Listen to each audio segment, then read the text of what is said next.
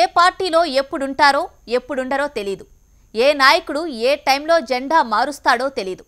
2014లో కత్తులు దూసిన ప్రత్యర్థులే, కానీ జస్ట్ కండువాలే మారాయంతే. మిగతాదంతా సేమ్ టు సేమ్. ఆధిపత్య పోరు కూడా అదే రేంజ్లోనే సాగుతోంది.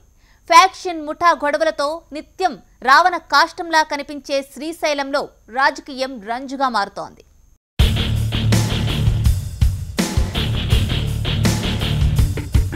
కర్నూలు జిల్లా శ్రీశైలం మహాపుణ్యక్షేత్రం ఇప్పుడు రాజకీయ రణక్షేత్రాన్ని తలపిస్తోంది. 2009 పునర్విభజనలో భాగంగా ఏర్పడింది శ్రీశైలం నియోజకవర్గం. గత ఎన్నికల బరిలోకి దిగిన అభ్యర్థులే వచ్చే ఎన్నికల్లో పోటీ చేసే అవకాశాలు కనిపిస్తున్నాయి. టీడీపీ నుంచి బుడ్డా రాజశేఖర్ రెడ్డి, వైసీపీ నుంచి శిల్పా చక్రపాణి రెడ్డి బరిలో దిగడం ఖాయంగా కనిపిస్తోంది. నియోజకవర్గాన్ని కైవసం చేసుకునేందుకు ఇప్పటి నుంచే పోటాపోటీగా సమావేశాలు జరుపుతూ ప్రచారాలు చేస్తున్నారు ఇద్దరు నాయకులు. అయితే బీజేపీ, జనసేన పార్టీలు ఇప్పటిదాకా అభ్యర్థులను కాదు కదా, నియోజకవర్గ ఇన్ఛార్జీలను కూడా ప్రకటించలేదు.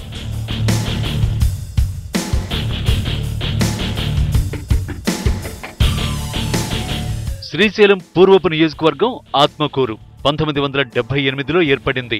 ఈ నియోజకవర్గంలో 9 పర్యాయాలు ఎన్నికలు జరగ్గా కాంగ్రెస్ 5 సార్లు, టీడీపీ 3 సార్లు, వైసీపీ 1 సారి గెలుపొంది 2009 వరకు ఆత్మకూరు నియోజకవర్గంలో ఉన్న శ్రీశైలం 2009 పునర్విభజన తర్వాత శ్రీశైలం నియోజకవర్గంగా ఏర్పడింది.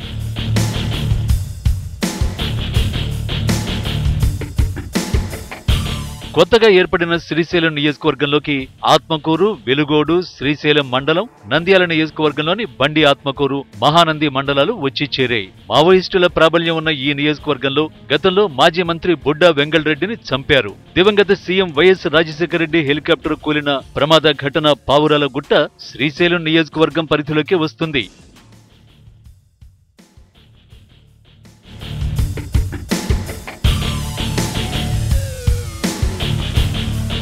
శ్రీశైలం నియోజకవర్గంగా ఏర్పడిన తర్వాత జరిగిన ఎన్నికల్లో టీడీపీ, కాంగ్రెస్, ప్రజారాజ్యం పార్టీలు బరిలోకి దిగాయి. అప్పట్లో టీడీపీ నుంచి ఎమ్మెల్యే బుడ్డా రాజశేఖర రెడ్డి సతీమణి బుడ్డా శైలజ, కాంగ్రెస్ నుంచి ఏరాసు ప్రతాప్ రెడ్డి, పీఆర్పీ నుంచి బుడ్డా శేషిరెడ్డి పోటీ చేయగా కాంగ్రెస్ అభ్యర్థి ఏరాసు ప్రతాప్ రెడ్డి విజయం సాధించారు.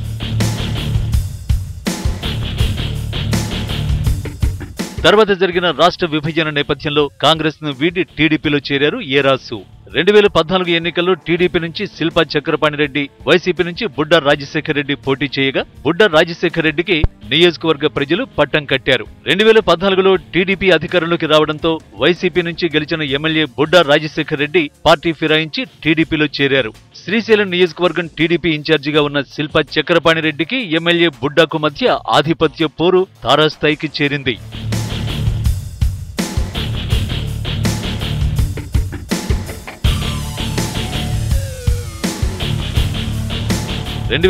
లో టీడీపీ నుంచి బరిలోకి దిగిన శిల్పా చక్రపాణి రెడ్డికి టీడీపీ అధిష్టానం ఎమ్మెల్సీ ఇచ్చింది.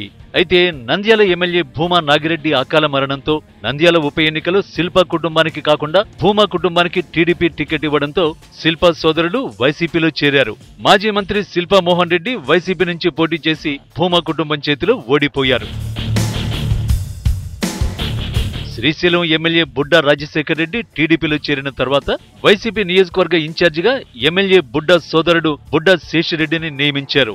ఆ తర్వాత జరిగిన రాజకీయ పరిణామాల వల్ల బుడ్డా శేషిరెడ్డిని తొలగించి శిల్పా చక్రపాణి రెడ్డికి నియోజకవర్గ బాధ్యతలు అప్పగించారు జగన్. దీంతో ఎమ్మెల్యే బుడ్డా శిల్పాల మధ్య విభేదాలు ఏ స్థాయికి చేరాయంటే వ్యక్తిగత విమర్శలతో రచ్చరచ్చ చేసుకుంటున్నారు.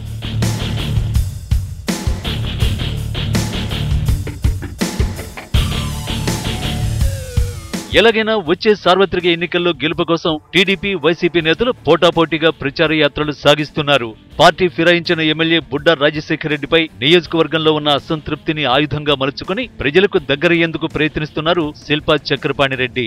ఇలా వ్యూహ ప్రతివ్యూహాలతో శ్రీశైలం ఎన్నికల రణక్షేత్రాన్ని తలపిస్తోంది.